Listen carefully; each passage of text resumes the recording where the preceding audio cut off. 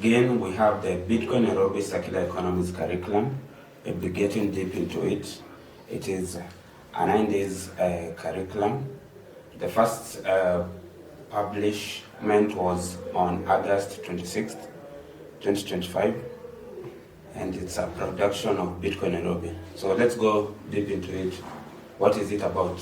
Bitcoin Nairobi Circular Economies Curriculum is a 9 days long short course for everyone who wants to understand why we use Bitcoin as money. The course has been carefully crafted to the most basic Kenyan context and has highlighted Bitcoin as number 1, a medium of exchange, number 2, a unit of account, and number 3, a store of value. So let's get into week 1. Week 1 will be looking into the history of money, and we have day 1. For the course requirement, you need a pen and a notebook. Make sure you have a pen and a notebook wherever you are. You need a smartphone and some headphones or earbuds or earphones so that you can be able to listen in carefully. And also, you need to submit the assignments before the next session.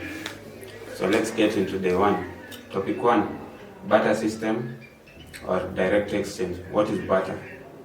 Bartering is the act of trading one good or service for another without using a medium of exchange, such as money. A bartering economy differs from a monetary economy in a variety of ways.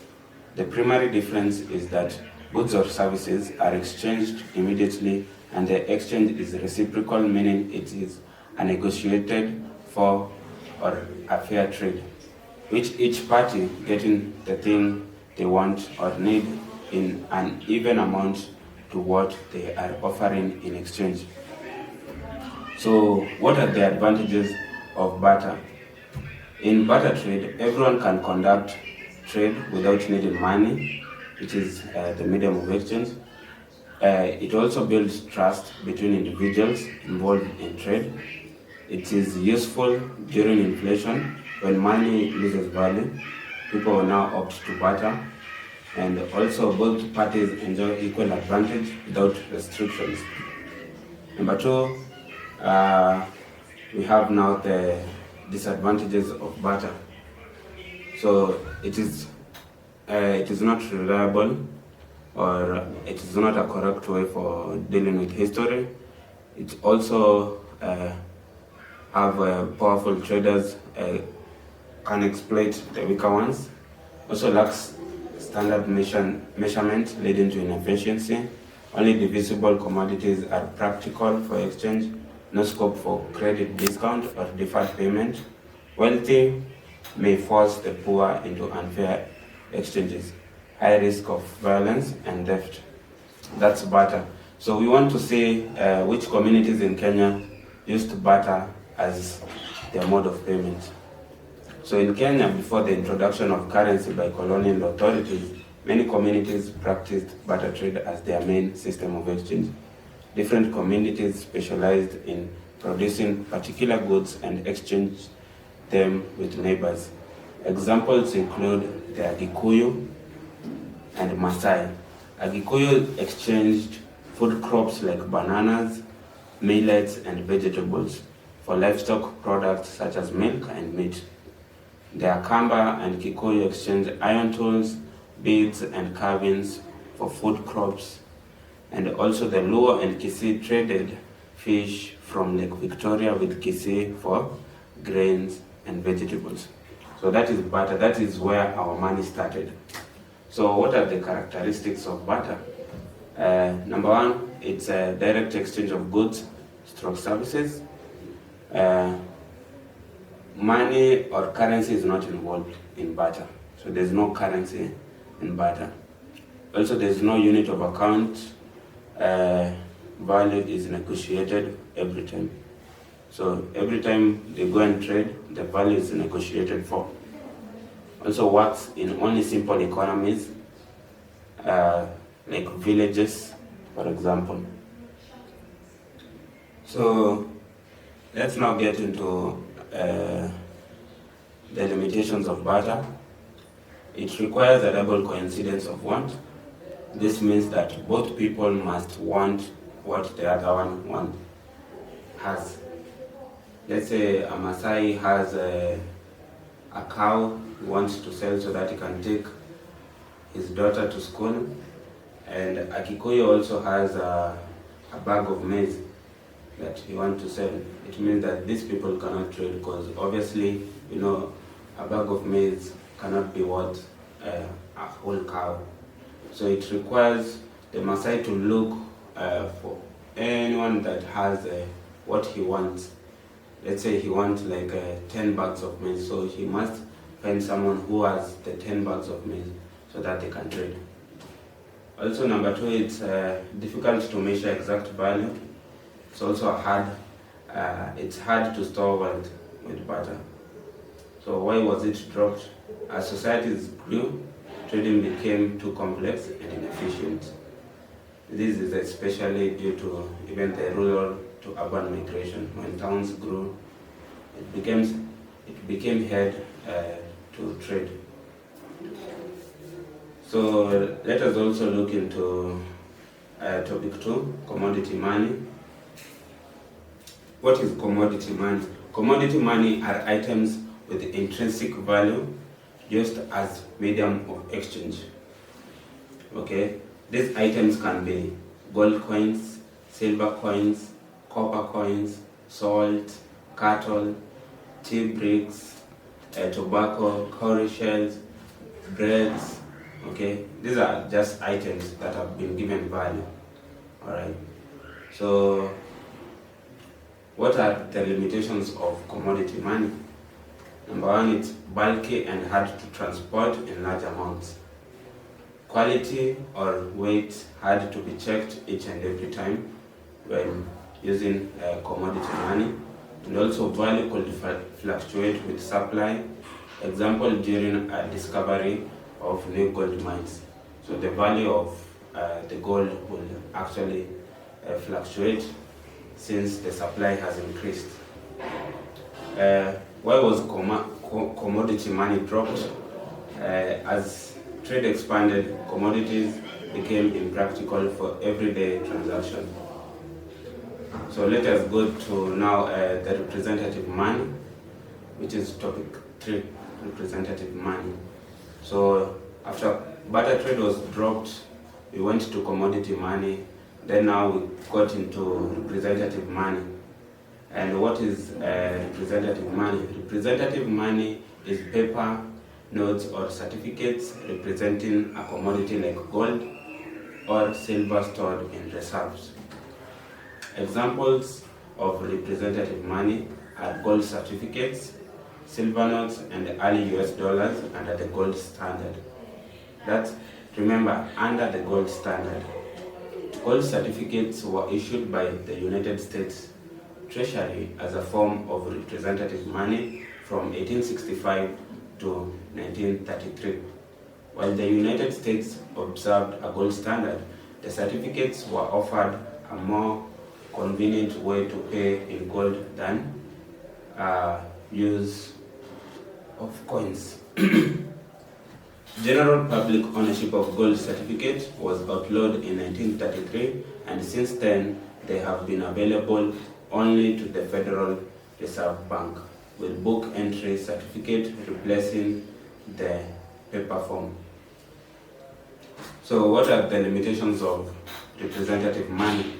Dependent on trust in banks or government, and limited supply limit tied to physical commodities, which obviously causes the restricted economic growth.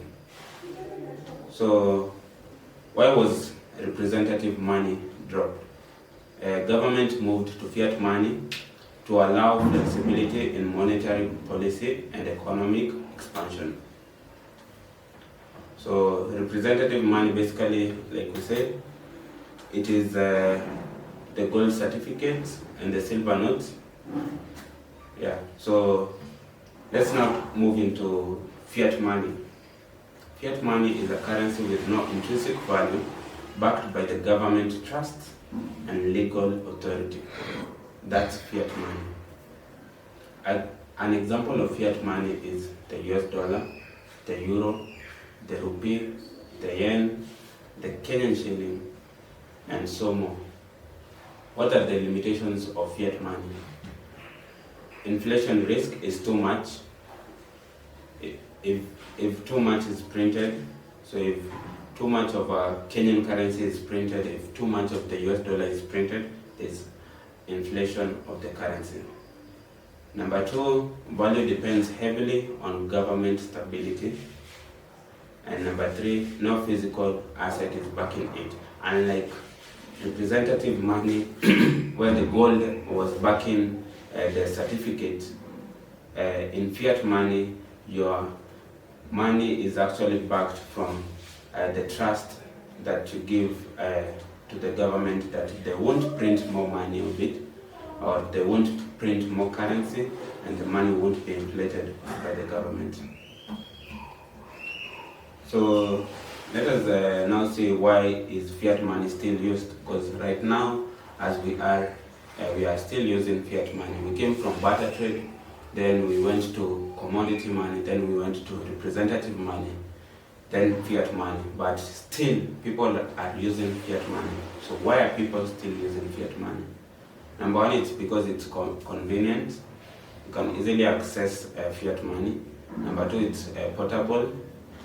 Number three is divisible. You can divide, let's say, $100 into small units like $1. It's widely accepted, and also, despite being used, there are still concerns about inflation, central control, and lack of transparency. That's why we fight corruption each and every day. That's why we fight inflation each and every day. So, what's the solution for fiat money? Okay. Let us now go into an introduction to Bitcoin. I know this is where you've been waiting for, my listeners. So, what is Bitcoin? Bitcoin is a decentralized digital money not controlled by any single government or bank. An introduction to Bitcoin. What is Bitcoin? Bitcoin is a digital money not controlled by any single government or bank. What are the limitations of Bitcoin? The limitation of Bitcoin is volatility in the short-term value. Or in the short term, there's volatility. Let's say if you check into Bitcoin, 1 minute, the volatility is there. 5 minutes, the volatility is there. A day, the volatility is there. A week, the volatility. But if you look into 3 years in Bitcoin, the volatility is actually on an uptrend. So the ups and downs, yes, it's moving up and down, but it's on an uptrend. So it's always going up in value. So number two, the limitation is limited acceptance compared to fiat. Bitcoin is not widely accepted as a mode of payment in the world right now, because it's still a new currency. It's still a new type of money. So most people don't accept Bitcoin as payment or as money. It started back then in 2009. It's like 16 years old right now. So security concerns about getting hacked or scammed. Most people are very concerned about getting hacked or scammed, and it's because of lack of education. That's why here at Bitcoin Nairobi, it's our work to actually train you so that you can understand the concept of Bitcoin deeply and easily, so that you cannot get hacked or scammed. Okay, why is Bitcoin adopted by some? It is seen as a hedge against inflation. It's borderless money for the internet age and financial freedom outside government control. I'll explain that statement by saying that Bitcoin cannot be inflated. The total amount of Bitcoin that will ever be is 21 million coins. That's the total amount. Borderless money means money that is not controlled by any single authority or any single government. Meaning Bitcoin, you can be able to use your Bitcoin the same way you use the shilling here in Kenya.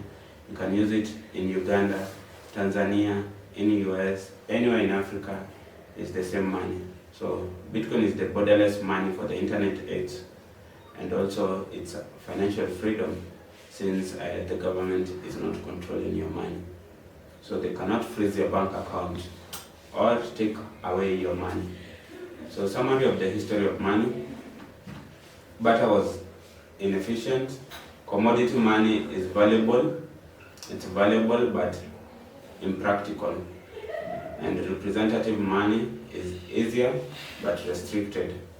Also, fiat money is flexible but it's prone to inflation. And Bitcoin is the decentralized alternative, but it's still evolving. So there's a class activity which you'll take. So stimulate a barter transaction where you'll exchange items without using money. Okay, so you can do that class activity. Also, there is an assignment where you'll be required to define Bitcoin as the first question. And number 2, the question is, what is the major difference between fiat money and representative money? Number 3, which of the following is not true about Bitcoin? A, is it a scam? B, is it a hedge against inflation? C, is it borderless money? D, no financial institution or government can control it. So make sure you do the one assignment and also do the class activity.